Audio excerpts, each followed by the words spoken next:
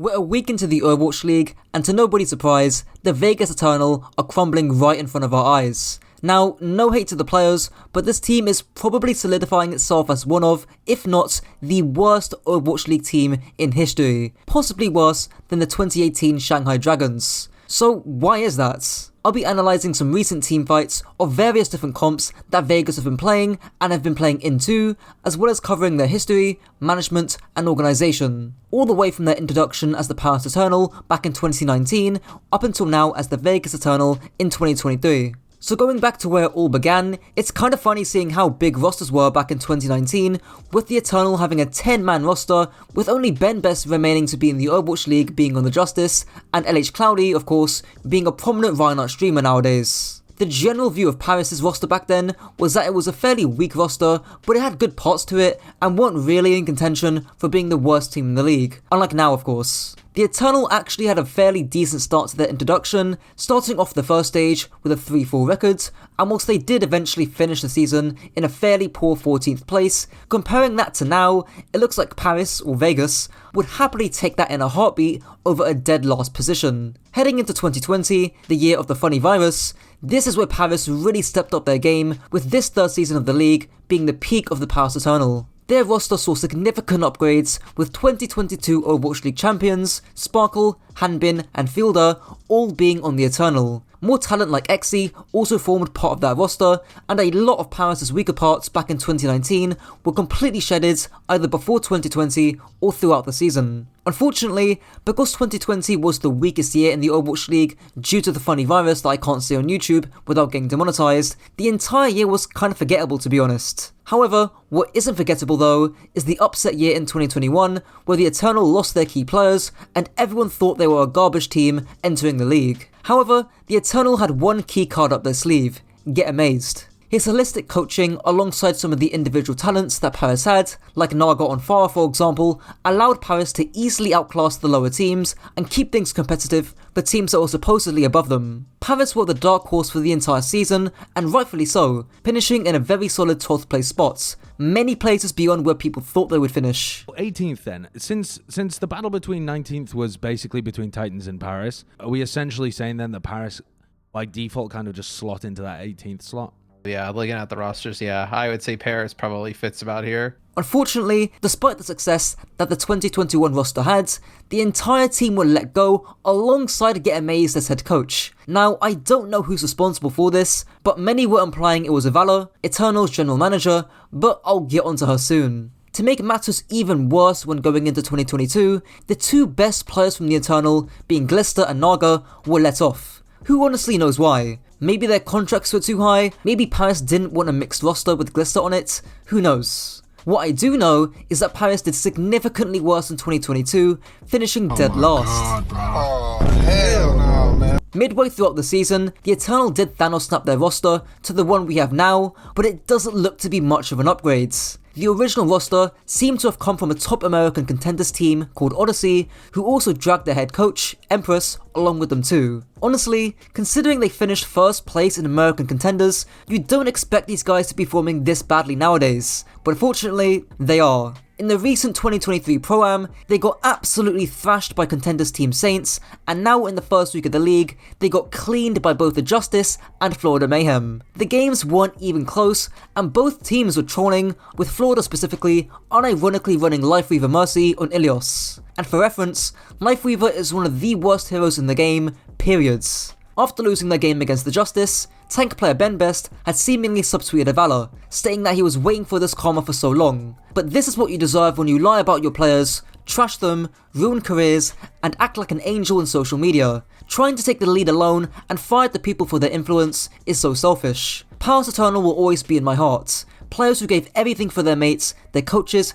and especially their fans. Thank you Drew McCourt to have invested on this project, and sorry to see how it goes now. You might be wondering, who on earth is Drew McCourt? Well, he's been the owner of the Vegas or Paris Eternal since 2018. And if Ben Best is thanking Drew, then that only means there's one person to blame: Avala. Avala has been on the Eternal since 2019 and has been their general manager since December 9th, 2020. So it's fair to say that for almost 2.5 years, she's had a pretty large say on who stays on the Eternal and who goes. However, the drama doesn't end there. Get Amazed, who's the current head coach for the Justice, did tweet out a more positive outlook on him being released from the Eternal. And in fairness, he does have a point that if he stayed on the Eternal, he wouldn't be able to coach the players on the Justice that he does now, or grind his way back to the Saudi League. But it still implies that Get Amazed was treated poorly after his underdog success in 2021. So that's a brief rundown of the Vegas Eternal up until now. Now I want to look at the comps Vegas have been running and seeing what's going wrong. Warning, it's kind of a lot of things. I'll start off with their match against the Flawed Mayhem, since there's quite a lot of comps played in just one map. First fight, on Ilios, a few small but very important things to mention. Firstly, we're in a dive mirror, and the most important thing here is to control the flanks and space around the tanks before deciding to W key in. And this is why I'm not a big fan of the Reaper instead of the Tracer, because Reaper isn't very good at controlling space that's more than 10 meters beyond him. As a result, this means that Flawed's Sombra Tracer just 2v1 Dove, who gets absolutely collapsed on. So what do you do here if you're the Eternal? Well, first off, you swap, but if you're keen on running the Reaper, I'd probably advise the Lucio Kiriko to be helping fight the flank wars, whilst the Reaper Winston try and minimize damage on the front line, utilizing the pillars on the coast side. Lucio Kiriko are more than capable of helping out Dove here, which could certainly prevent his death. Now onto the dreaded Life Weaver comp on Ilios Lighthouse. Firstly, I'm going to quickly break down how Flawed wins. Flawed's advantage is by far their range. If Flawed can prevent or soften the dive from the Eternal with big, juicy, damage boosted dynamites, Life Weaver poke, Echo Stickies, and more, then Vegas' Winston Tracer will have a tough time getting a good dive off. The way Vegas win is, funnily enough, by angles. More specifically, controlling the space around the points thanks to brick packs and Malthus pick on the Tracer. The second that Flawless Echo leaves high ground with that Mercy, that Echo and Mercy should die, which is exactly what happens, helping Vegas secure the points. In my opinion, I think Chong and Checkmate should have just abused the high ground for longer, especially considering Tracer just can't really get to the high grounds. Unfortunately, next fight is where things go awry. Remember that thing about controlling flanks, especially with Malthul's pick on Tracer? Well, it appears that Malthul isn't doing that. For some reason, Merit on Ashe is allowed to directly hard flank onto Vegas' backline, when in reality, Malthul needs to be marking Merits, which would save Lucamino and result in a kill going to Vegas. I assume that this is what a lot of people on Twitter were saying about Lucamino not getting help, because honestly, I don't know what Malthul was doing here. And by the way, this is like a diamond master level theory on Tracer that is literally in my Tracer guides. Merit cannot be allowed to hard flank here at all. Even if you wanted to dive backline on Tracer, you can't even access it because Lifeweaver is busy on the high ground anyways. And the last thing I want to go over for Ilios is this really awful jump from Vulcan that costs an entire team fight. The reason why this is a terrible jump is because there's no follow up whatsoever. Where the hell is my Sombra Tracer when I'm diving in? Where's the synchronizing of pressure? And the thing that really annoys me is that these guys have been playing together for over a year. I could maybe understand this if you guys were playing for like a month or two, maybe a few months at max, but a fucking year?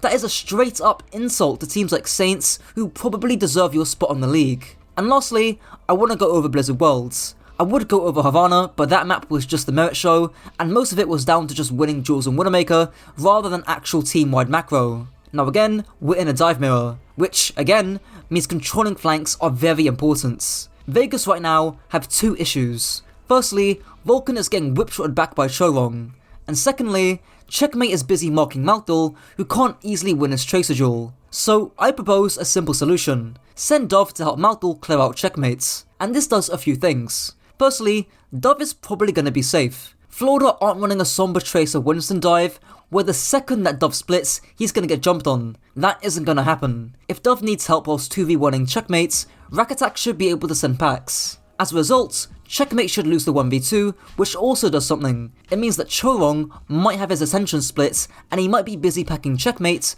maybe also throwing a whip shot to deter Malthul too. And that means Vulcan is more free to jump onto the high ground to contest it, without having to worry about getting booped back as much. Right now, I couldn't tell you what Dove is doing. I mean, just look at the ult charge difference. It's night and day. Vegas really need to spend more time controlling flanks, because otherwise, they're just gonna keep getting spammed out by Flawed's superior positioning and Ashe spam too. Vegas also make a similar mistake on the very last fight of Ilios too. They could easily clear out Checkmate with a Sombra Tracer, 1v2ing him, but instead, they decide to W key, be lazy, and Lucamino ends up catching a stray. So please Vegas, control your flanks. It relieves pressure off Vulcan and Lucamino, which allows you to deal more pressure in the long run. Look to either use Sombra and Tracer to help control them, or look to use Lucio, Kiriko, and or Brig to help with that too. And that's it for the video. Shout out to my tier 1 Patreons, Remy Kane and Tyler Bishop, and until next time.